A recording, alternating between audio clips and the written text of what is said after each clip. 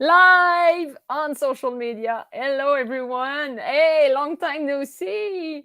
Another episode of the Puppet Podcast. I'm so happy to go back online because that was a busy summer. I don't know for you, but for me, I was all over the place in festivals and outdoor stuff and doing stills performance. And I was kind of like really happy to perform. So that's why I think I put on the side a bit the podcast. But I apologize. And I really want to get a lot of interview this fall. So that's why we come back. It's not like I could say season 3, 2. But I keep the numbers. I like to have those episodes. So tonight, yes, let me bring the overlay like this. We have the wonderful Maggie Winston. She's in the area. I'm so happy to have the possibility to have this community right around me. And if you don't know the Montreal community, the Quebec crowd of puppeteers that we have around, I really invite you to visit the website of UQAM. It's our association. And it's kind of like another guild, but we have a lot of talent all over the place over there. So I like to promote also the people around me. So yeah, ladies and gentlemen, like feel free to write in the chat from where you are watching, ask question if you have for Maggie during the interview. And yes, just sharing love, just connect all puppeteers, all art lover, all together. So ladies and gentlemen, drum roll for Maggie Winston. Yeah. Hello. Thanks so much for having me. So cool. I'm so happy. And it's kind of like funny because we never worked together. We were at some point maybe supposed to, but I like now we have a live show on the web. Yeah. Well, now it's happening. And there's always possibilities for the future. So Yes. yeah. So Maggie, I want you to introduce yourself. Sometimes it's kind of hard and it's funny because often the host introduce the puppeteers, but I like to hear puppeteers introducing themselves to the crowd who are watching right now. So could you do that? Sure. Yeah. It's funny the way you introduced me too with this Maggie Winston, because I have this joke between some of my other puppeteer friends that they introduce me like that too, with this like Maggie Winston, because Jocelyn Sioui, who is the director of Oof, he always says my name just like that too, and he's like Maggie Winston. Yeah, because I think it's like, oh, that's how people need to pronounce my name here. Yeah, it's kind of glam. I don't know if it's our French thing. Like we love English name. I guess so. I guess that's it. But yeah, how to start in introducing me. Yeah, I guess I'm a puppeteer. I also like to say that I'm a community engaged artist. So that basically means that I like to work on projects where I'm not necessarily working with professional artists. And it's like médiation culturelle, but in English, there's many different terms for what that means. And it's a bit of a different meaning in French than it is in English. But basically, I just want to make puppets and art, and I love the art of puppetry, and I want to share that with whoever is interested and wanting to explore. So that's how I approach it, and that's how I want to share it with others. Yeah. Yeah, I love that you put in first like this community engagement. I feel you are really involved, like I won't say activist, but it's kind of like activist community guy, girl, and all together you are able to create some wonderful stuff. I think I'm still kind of getting my feet wet in the Montreal community because I came here in 2016 and it was like kind of a slow start to arriving in Montreal. And because I was getting used to what the culture is like here, and I was learning French and trying to engage with the Francophone artists, but not always being able to. And I was trying to know how to take advantage of all the amazing opportunities that are here, but I was still learning what they were or what I had access to, that I'm still figuring out how to do that kind of work here, about how to be a really community engaged artist here. But I do remember kind of like coming into the scene and being like, wow, I'm here and I'm so excited for this community. And I came here really specifically for this culture and this scene. So then people noticed, and I was able to do a lot of my own work right off the bat, and created my show Beaver Dreams, La Fièvre du Castor, and that's the French title. And it just like got rolling right off the bat as soon as I got here. So it's been a really fruitful time since 2016 for my puppetry career.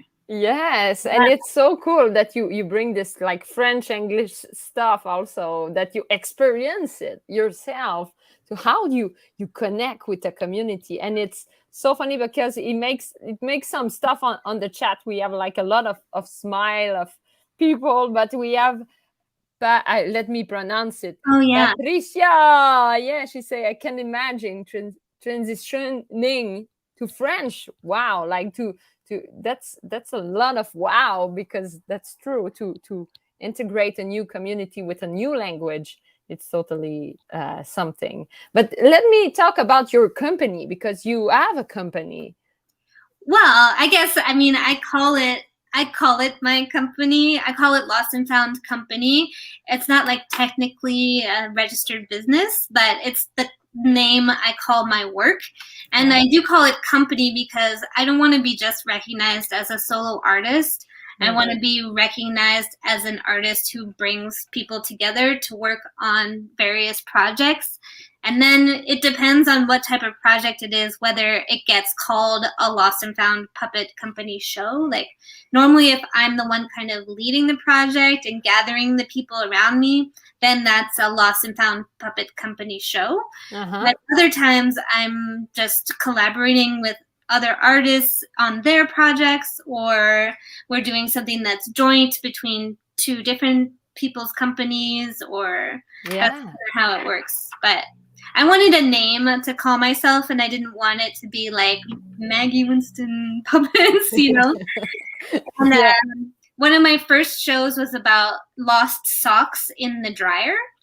So I thought, oh, Lost and Found, it's actually a pretty nice name, and it works well for puppetry because we're always looking through the Lost and Found box for interesting things, and I feel like you could make a show just based out of what you find in the Lost and Found box. So yeah, it's creativity at the same time. Like the name of the, like the brand is inspirational also. And it's a little bit my personal journey as an artist too. Is like I do make work as a solo artist, and sometimes in the solo work I feel a bit lost, and then I'm like looking for people. I'm like, oh, can you help me? Can you be a part of this? And I'm like finding them. So I'm like, oh, I'm no longer lost, and now I'm found, and you're found. So it's both at the same time. Yeah, that's so true. That's part of the creative process. You have to accept that you will be lost at some point, and you will find solution. That too. Yeah, that too. So, Maggie, are you ready for the deep question of the Puppet Podcast? Yes. Yeah.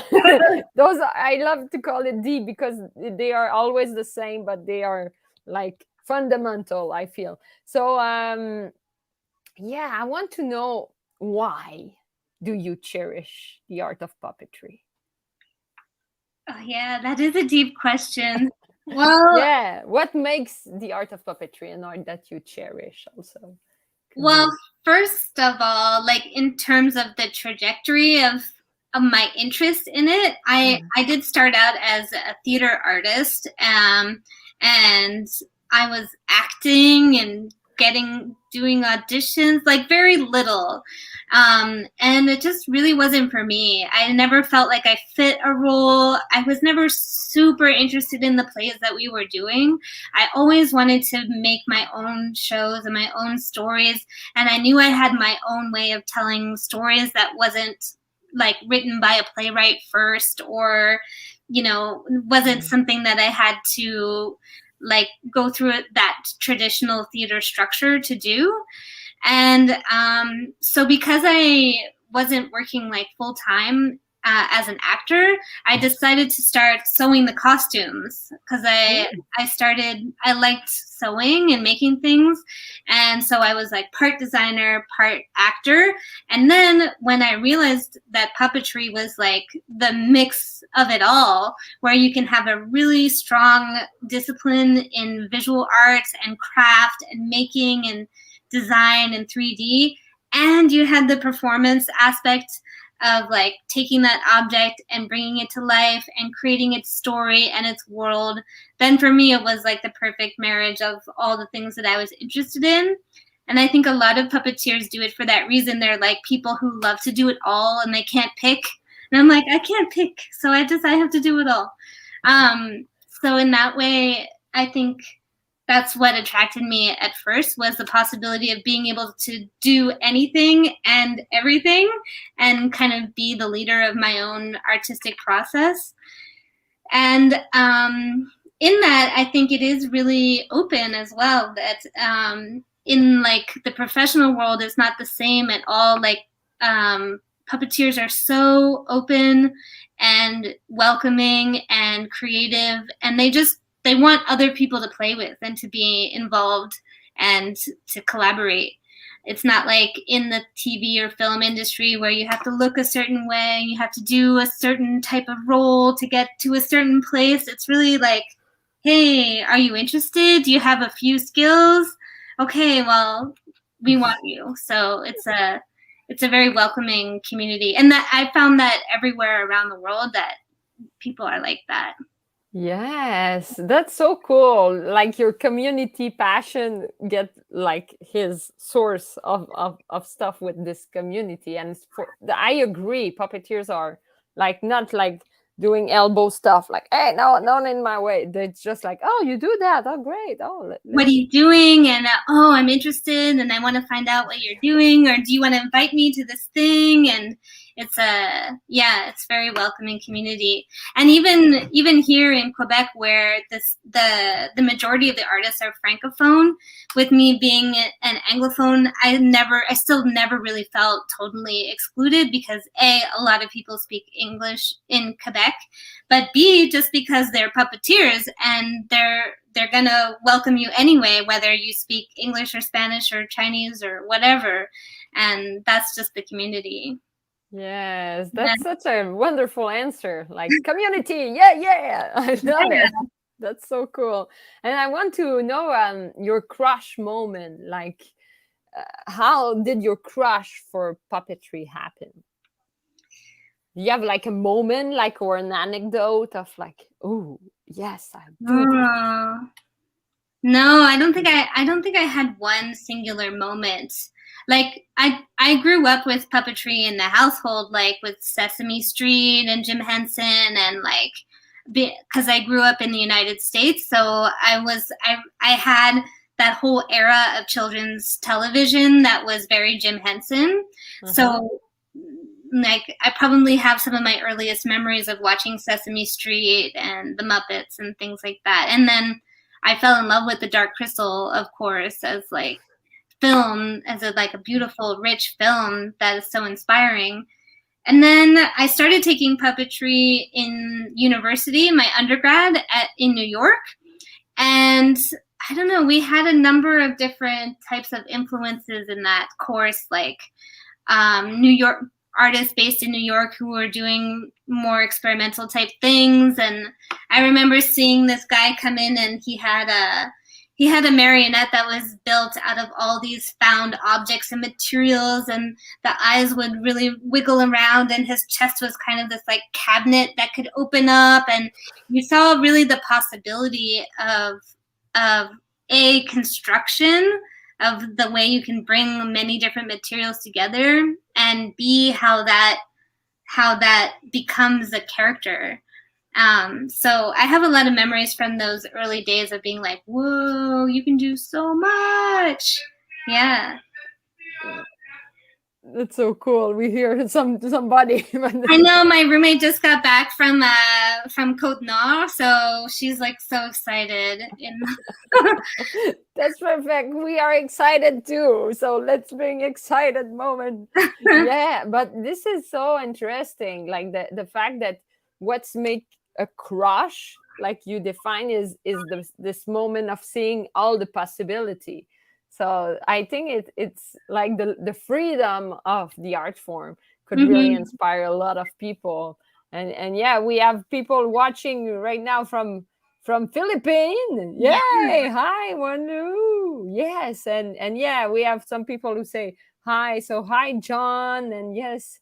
Oh yeah. So Parisha said like the French thing also. So yeah, Yeah, thank you. you take it 6 years in school, but no, it's not the same. Yeah, yeah, Yeah, to speak it every day. yeah. But yeah, it's so interesting. I want to also talk because we were talking before the interview about like field of study and training. So have you like you have done UQAM, like the university here in Montreal of puppetry, but I want to hear you on the best field of study in your belief, like what is the best field of study to become a puppeteer? Oh, I don't know. I think that really depends on you and the person and how you want to go about doing it. Because for some people, being in an academic environment and having that kind of structure can really help. And for other people, it's like a system that really doesn't foster a creative attitude or a creative community. So it really depends on what you're looking for. Like for me, doing the DESS at UQAM was something I really wanted to do for a long time. It was like, wow, this program exists, because there aren't a lot of places where you could go and concentrate on something so specific, and it's a contemporary puppet theater program, so you know that their approach to puppetry is from a modern and experimental perspective. So you're like, oh wow, that's special. Because also there are a few programs like master's degree programs in the US, but it's so expensive, it's hard to do, hard to get into. And honestly, I don't know if they have the type of programming that I would have really looked for, because the scene in Quebec, like the particular culture of contemporary puppetry in Quebec, is actually what it really interests me, because it's got this influence from France and Europe, which brings a kind of sophistication, but also a kind of experimentation, which you really don't see in the rest of Canada, or not much in the United States either, except in major cities like in New York and Chicago. So I was like, wow, I can do this program in Canada. It can like cost next to nothing. And if I can do it in French, then I'm going to have this whole other level of understanding and comprehension and types of collaborators. And I'll have this opportunity to collaborate in a really different way. So that's what interested me.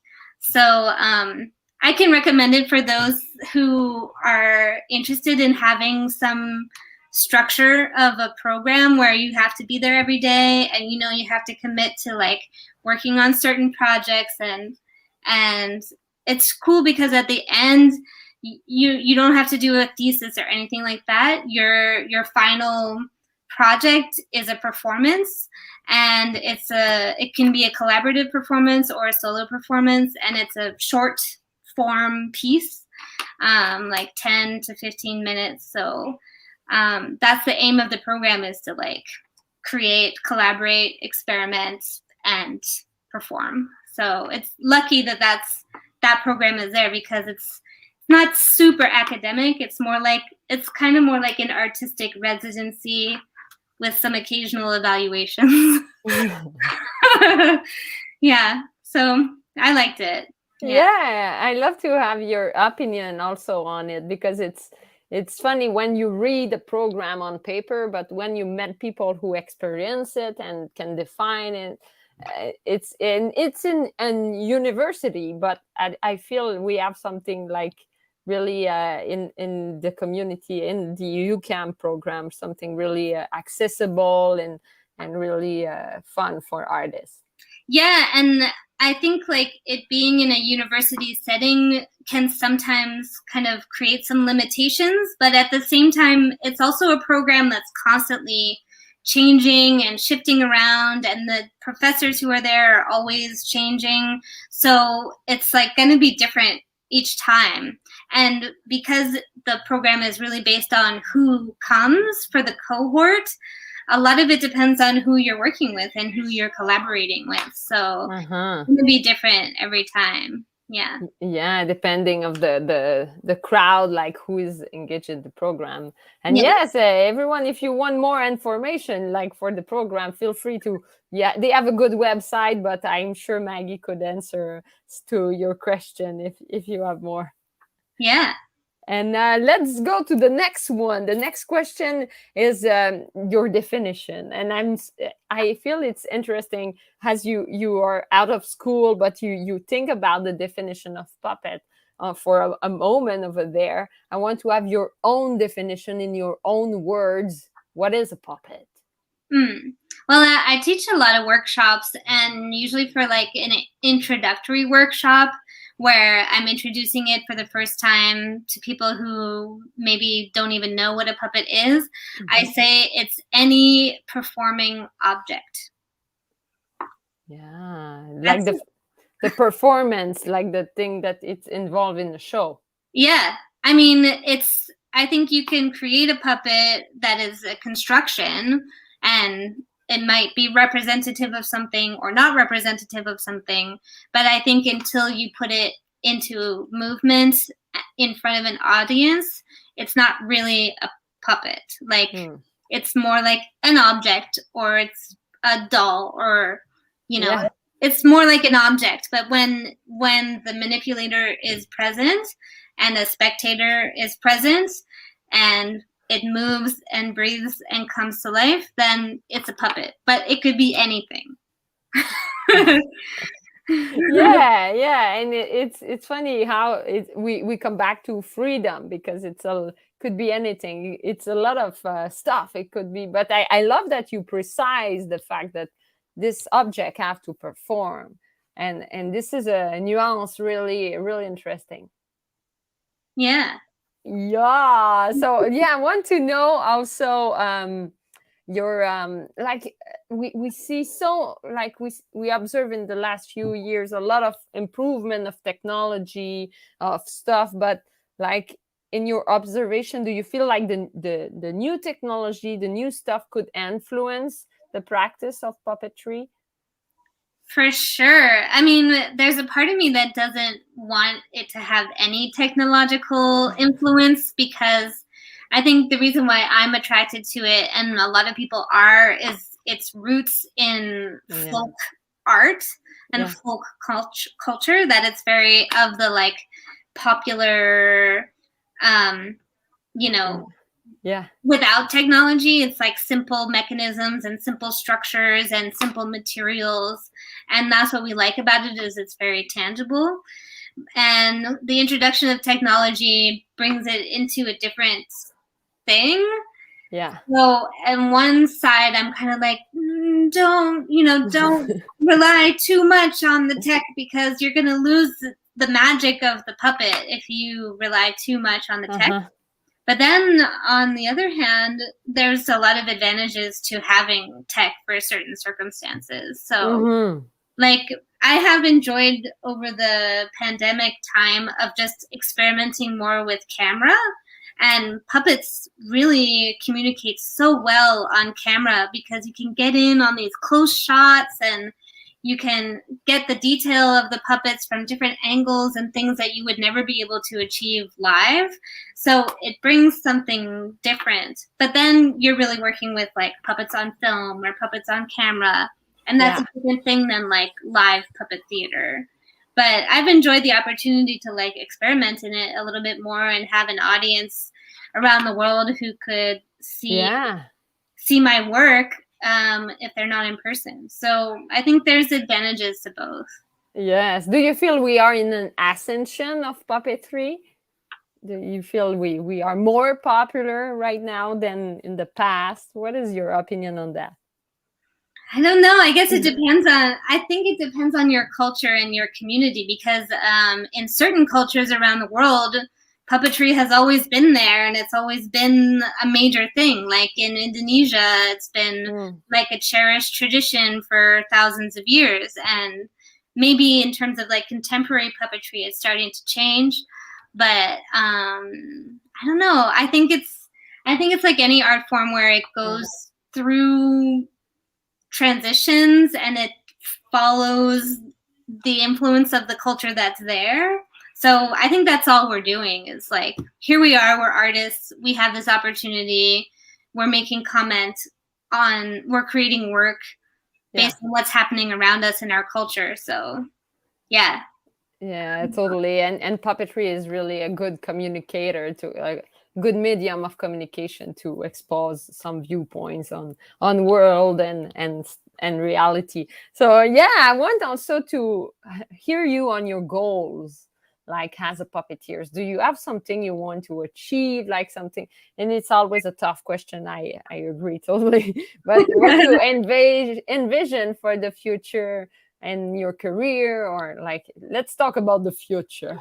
Ooh, I know. I tend to think about that a lot too, but also I feel like I've been pretty busy for a long time, and I'm kind of like looking forward to taking a little bit of a break. Not really, but like just to diversify and do other things in my life and let those things influence my work more. I'm not super attached to like becoming well known or like traveling the world and having thousands of people see my work, or even creating work on a large scale. Like even for me, after doing the program at UQAM, I'm kind of like not that interested in performing in theaters or like doing shows that have a lot of tech or lighting or sound, or I think I'm more interested in doing shows that involve real people and not necessarily other artists, people who are just interested to try and are there and want to play. And also for audiences who come to that type of performance for those reasons as well. So I would like to do more shows outdoors and with more natural materials and different types of people. So yeah. That's so beautiful. Like community engaged, natural stuff, like create moment. It's perfect. That's a good goal. And yeah, let's do it. Yeah. So cool. And yeah, for the conclusion, I always ask if the puppeteer could bring a puppet, something that can represent your work or something you want to show to the camera. Well, like you can see, I kind of do have a lot of nature themes in my shows. And at UQAM, I did try to go a little bit away from nature themes because I was collaborating with other people. But as soon as the program was over, I was like, nope, I still want to make shows about nature.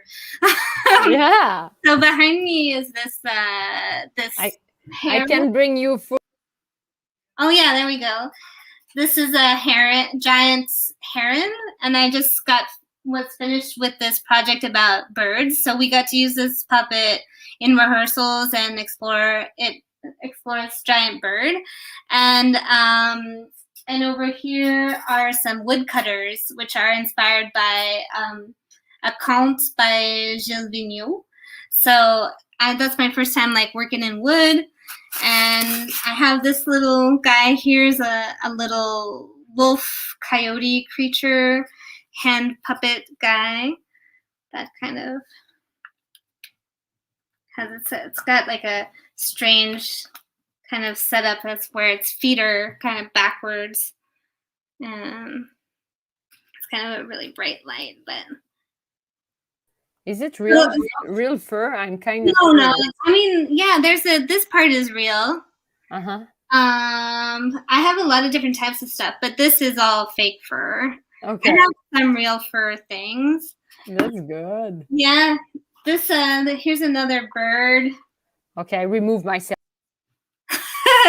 I mean, I just have a lot of things that I've accumulated over the years, and this bird just got a makeover too for the production that I was a part of. So it's got some fancy stuff, a little crow. And then I've got all kinds of other things that are just like, well, I just like taught a workshop and how to make these little guys. So I have a lot of these little guys that are just paper mache and plastic bags. And sometimes I just take it out and I'm like, oh, what can this thing do? Or maybe it'll become something else for another thing. I'm not sure. So I have a lot of little. And then everyone, I have this too. It's like a paper bag, this paper with some tape around it. And then sometimes I use this to teach with as well. So there's just so many different options. And sometimes I'm really searching for like, what's my aesthetic? And then I'm kind of like, well, I don't have to have one. I'm just interested in whatever I'm interested in. Yes, but nature is kind of like a team. It's something like really tangible, and to be like the roots, the stuff like really basic. I think and I think in your workshop, like you do with people and community, you teach the basic, the root also, right? Usually, because I'm usually teaching people who are new to puppetry, but not always. Sometimes I'm teaching more professional level things, and yeah. So cool. And Maggie, if people want to know more about you, want to connect with you, where they should go and watch and Google and how to reach you.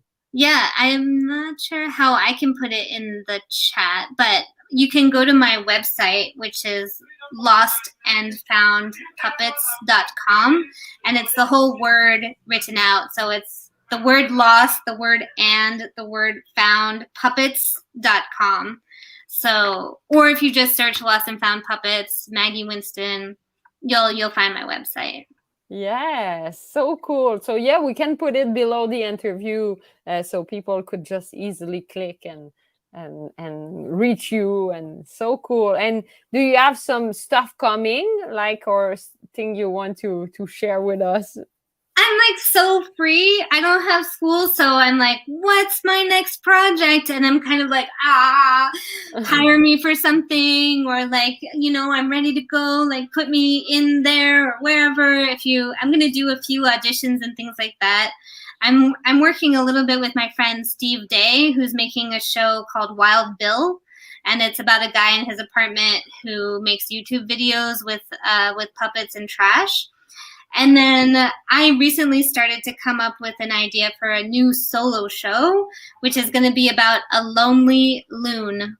So it's a bird theme, which seems to be coming up. And there's this lonely loon that's hanging out at the lake where I spend my summers. And I just spent so much time swimming next to this bird that I realized I wanted to tell its story. That's good. Yeah. That's so cool. So maybe I'll start thinking about like what's the residency, or how do I get the funding for that? But if you have any ideas of like how to get started on the Lonely Loon story, just contact me and I'm open. Yeah. So cool. So Maggie, thank you so much for your time and passion, and to share that with the Puppet Podcast community. You are wonderful. That was a pleasure. Thank you so much for inviting me. And like, this podcast is so great. You do so much outreach and bring people together. I see sometimes the artists that you have and I'm like, whoa, that artist is from far away, but I know their work too. And it's nice to see that community coming together. Yes, we enjoyed to share passion and to just put the follow spot on it. So that's it. So I will remove you off the screen. So you can stay in the virtual studio. We can chat after, but I just, bye-bye. Bye. Woohoo!